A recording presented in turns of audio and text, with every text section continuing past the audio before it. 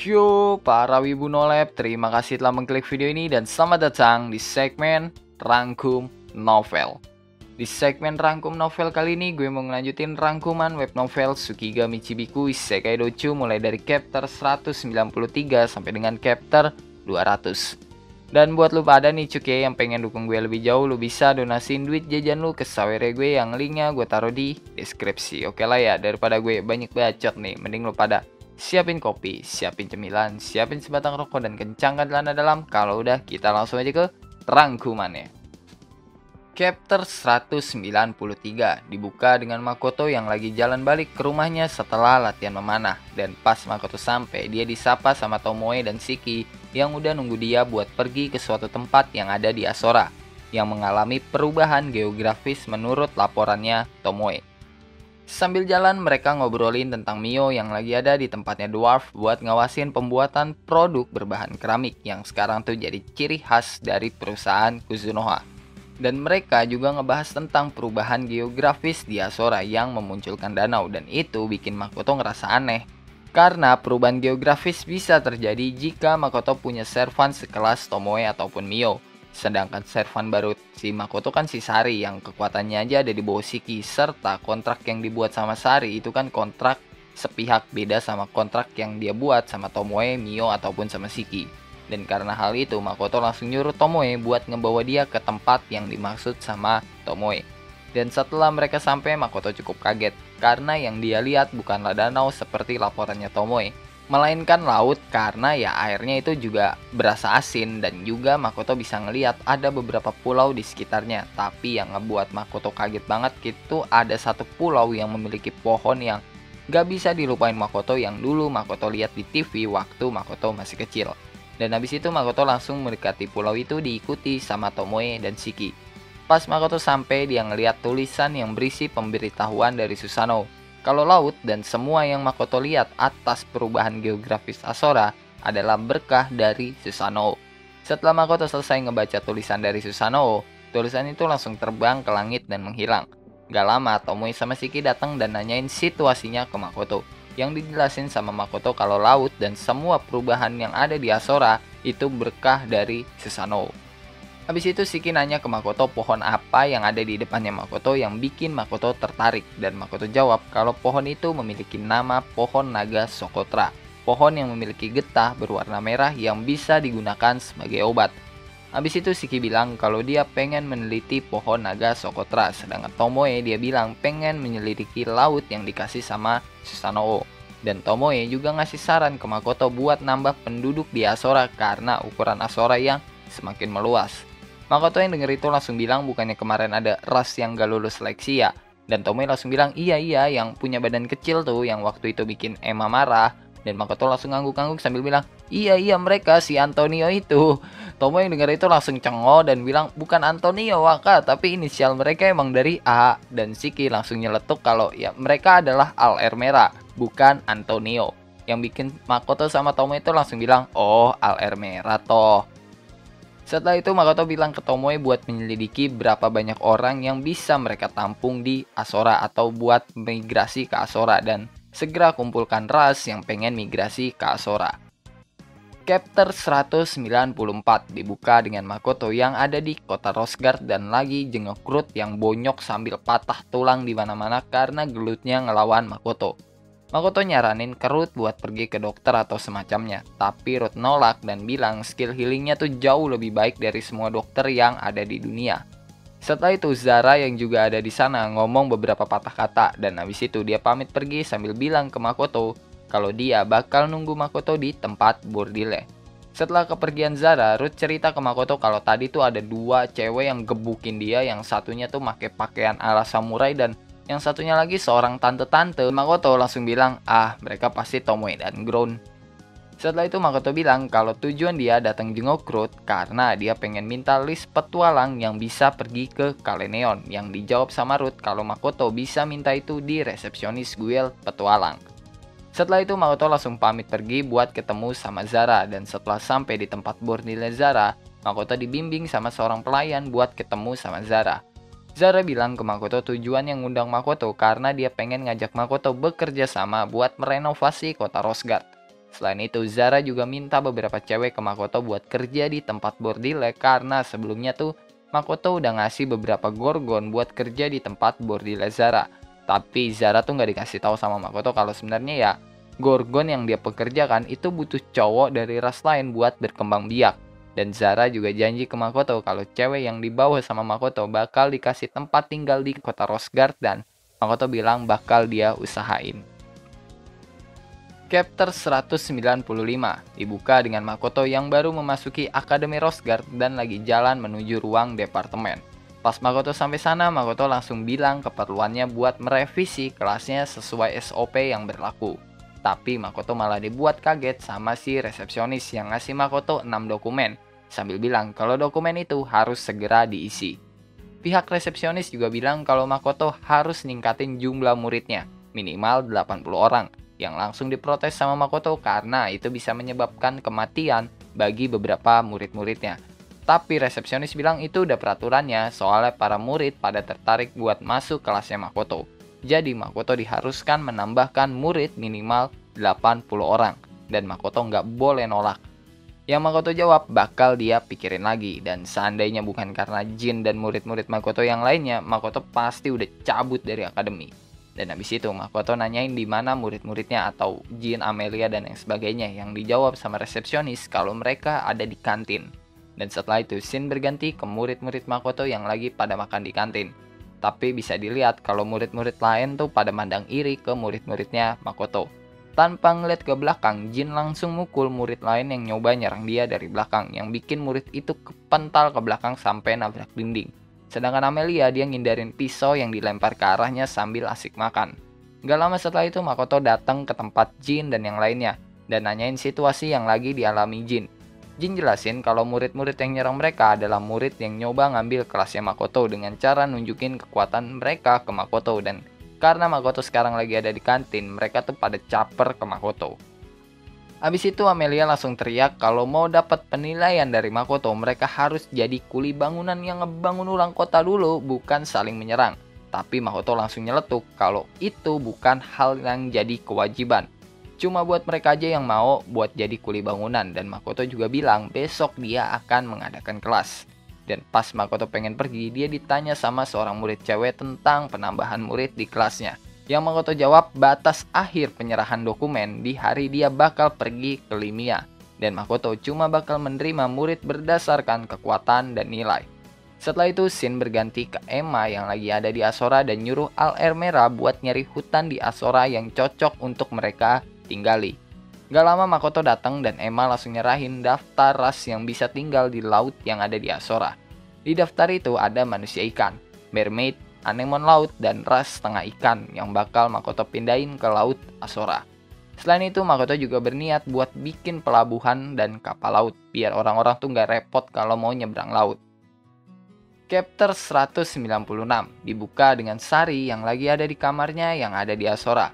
Sari lagi ngeliat bintang yang ada di Asora lewat jendela kamarnya sambil mikirin tentang Makoto dan Asora. Bagi Sari, Makoto adalah penguasa di dunia yang berbeda atau dewa dari dunia lain setelah Sari mengetahui keberadaan Asora. Menurut Sari, Asora adalah dunia yang ideal. Gak cuma kondisi lingkungan yang sangat bagus buat hidup, ras yang hidup di Asora juga hidup saling berdampingan yang itu sangat mendukung ekosistem yang ada di Asora. Dan gak lama Makoto tuh masuk ke kamarnya Sari dan nanyain kondisi Sari. Makoto juga ngasih tugas ke Sari buat memeriksa ras Lorelei yang bakal migrasi ke Asora dan Sari menyanggupi tugas dari Makoto. Dari obrolan Makoto dan Sari diketahui kalau ras Lorelei adalah ras iblis yang berevolusi dan bisa hidup di laut. Dan juga diketahui kalau Sari itu belum dapat kepercayaan dari Makoto dan orang-orang yang ada di Asora. Makanya Sari itu sedikit diasingkan sama Makoto. Setelah itu scene berganti ke Makoto dan Shiki yang lagi ngeliat Emma bersama Al Ermera. Makoto dapat laporan dari Shiki kalau Al Ermera lagi nyari hutan buat mereka tinggali. Selain itu, Makoto juga mengabari Emma kalau besok Emma akan latih tanding melawan muridnya. Dan setelah urusan sama Emma selesai, Makoto pergi menemui Tomoe yang ngasih info kalau ada awan ungu di gurun yang masuk ke wilayah Lorel. Chapter 197 dibuka dengan Makoto dan Tomoe yang ngeliat awan ungu sambil ngobrol-ngobrol santai ngebahas tentang Lorel, Lime, dan party Hibiki yang lagi ada di Laurel. Dan Makoto mutusin kalau dia tuh bakal ngebantu Laurel, atau lebih tepatnya ngebuat Laurel berhutang budi ke Makoto. Karena dari tempat Makoto berada sekarang, Makoto tuh bisa ngerasain hawa membunuh yang pekat banget dari Laurel. Dan Makoto yakin pasti ada yang gak beres di Laurel. Dan setelah puas ngelihat awan ungu, Makoto pamit ke Tomoe buat pergi ke Rose Guard. Setelah itu scene berganti ke Makoto dan Shiki yang lagi ada di Akademi Rose Guard. Mereka sekarang lagi ada di lapangan latihan bersama murid-muridnya, dan mereka dikelilingi sama murid lainnya yang berjumlah sekitar 80 orang. Makoto bilang kalau hari ini bakal ada latih tanding, dan yang harus dilawan sama murid-muridnya adalah Emma dan Agares. Dan ya, sama seperti kasus sebelumnya, murid Makoto tuh pada kalah di latih tanding. Tapi setidaknya bagi Makoto, mereka tuh udah ada peningkatan karena bisa ngebuat Emma dan Agares sedikit kewalahan walaupun mereka nggak serius. Tapi yang bikin Makoto penasaran adalah alat yang dipakai sama Yuno yang dikasih Mio. Menurut laporan yang Makoto terima, Mio ngebuat suatu alat yang bisa melindungi penggunanya, tapi itu masih ada di tahap beta.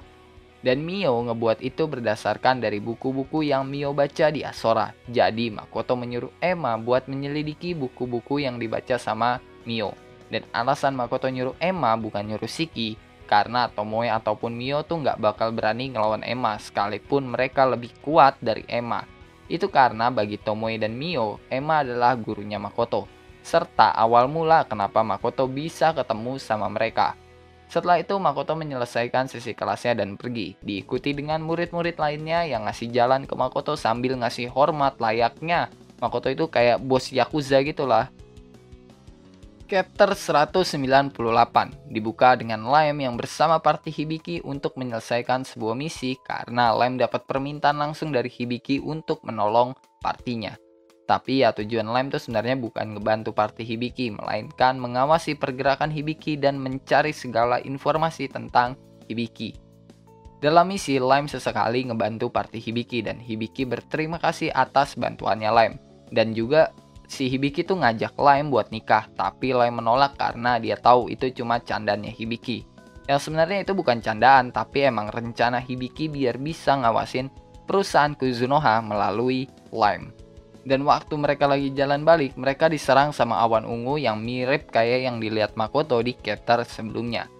Ketika Lime dan party Hibiki lagi nyoba buat bubarin awan ungu itu, dia dapat transmisi pikiran dari Tomoe yang nanyain situasi dan kondisi yang lagi dialami sama Lime yang langsung dijelasin sama Lime. Abis itu Tomoe nyuruh Lime buat jangan bergerak dari tempatnya dan bilang ke party Hibiki juga jangan bergerak dari tempatnya, dan Lime langsung ngasih tahu party Hibiki. Setelah itu tiba-tiba nggak jauh dari mereka muncul dua manusia bersayap. Hibiki yang bingung nanya ke Lime, itu apaan? Yang dijawab sama Lime, kalau lu nanya gue nanya siapa cok? Dan tiba-tiba ada cahaya yang merupakan kekuatan sihir Makoto yang langsung nembus awan ungu yang nyerang mereka dan ngebubarin awan itu dalam sekejap. Habis itu Hibiki nanya ke Lime, apa itu ulahnya Lime? Yang Lime jawab, bukan, itu ulahnya Makoto. Lime jawab kayak gitu sambil senyum bangga dengan bilang nama Makoto. Dan jawaban dari Lime ngebuat Hibiki dan Woody yakin kalau Kuzunoha adalah eksistensi yang sangat berbahaya buat dijadikan musuh. Chapter 199 dibuka dengan Makoto yang berada di Limia bersama Raja Limia, Joshua, dan beberapa orang penting lainnya. Mereka lagi ngebahas bentuk kerjasama Kuzunoha dan Limia, serta ngebahas apa yang bakal Kuzunoha lakuin ke depannya. Tapi ya Makoto nggak bakal lah ngebeberin semuanya, itu kan rahasia negara cok. Setelah itu scene berganti ke Makoto yang lagi ada di Asora buat menguji ketahanan hidup ras yang akan migrasi ke Laut Asora. Ada lebih dari 10 ras yang berlomba untuk bertahan di dekat laut.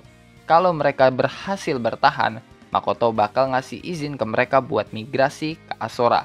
Dan Tomoe ngasih laporan ke Makoto cuma 2 ras yang gagal dalam ujian itu, karena mereka takut sama hiu dan gurita raksasa yang kemungkinan itu adalah Kraken. Setelah itu Makoto dan Tomoe membicarakan murid-murid Makoto yang telah berkembang, dan Tomoe nawarin buat melatih murid Makoto yang disetujui sama Makoto dengan syarat Tomoe nggak boleh berlebihan.